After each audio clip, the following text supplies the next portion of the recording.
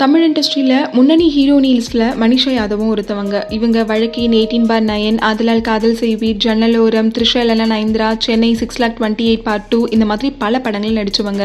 இதோட கண்டினியூஸா இவங்களுக்கு மேரேஜ் நடந்துச்சு. மேரேஜ் முடிந்ததும் குப்பை கதை அப்படின்னு ஒரு படத்துல நடிச்சிருந்தாங்க. அதுக்கப்புறமா இவங்களுக்கு வாய்ப்புகள் சரியா அமையாததுனால ஒரு சில படங்களை ஒரு சாங்ஸுக்கு மட்டும் டான்ஸ் ஆடி வந்துட்டு இருந்தாங்க. இந்த ஸ்டேஜ்ல மனிஷா யாதவ் அளித்த ஒரு பிரஸ் மீட்ல என்ன சொல்றாங்க அப்படின்னா, நான் நடித்த முதல் 3 படங்களுமே முக்கியமான இயக்குனர்கள் படம். அந்த வகையில் நான் அதிர்ஷ்டசாலி. இந்த படங்கள் வாயிலா மொத்த சினிமாவையும் கற்றுக்கிட்டேன். ஒரு குப்பை கதை படத்தில் நடிப்பதற்கான அனுபவத்தையும் படித்து கொண்டேன் அப்படின்னு தெரிவிச்சிருக்காங்க. ஆனாலும் இவங்களுக்கு சரியான மார்க்கெட் இல்லாததுனால கவர்ச்சி ஃபோட்டோவை சோஷியல் மீடியாவில் ஷேர் பண்ணி அதன் மூலம் வாய்ப்பு கிடைக்குமா அப்படின்னு எதிர்பார்த்து வந்துட்டு இருக்காங்க. திருமணத்துக்கு முன்னாடி அவங்க காட்டிய கவர்ச்சியை விட இப்போ கொஞ்சம் தூக்கலாகவே காட்டிட்டு வந்துட்டு இருக்காங்க. அந்த வகையில் இப்போ 50% கொடூரமானவ, 50% அன்பானவ அப்படின்னு சொல்லி தன்னுடைய உடல்வாகு அப்பட்டமாக தெரிவது போல இறுக்கமான ட்ரெஸ்ஸை வியர் பண்ணி போஸ் கொடுத்து இலசுக்களை கிறங்கெடுத்து வந்துட்டு இருக்காங்க.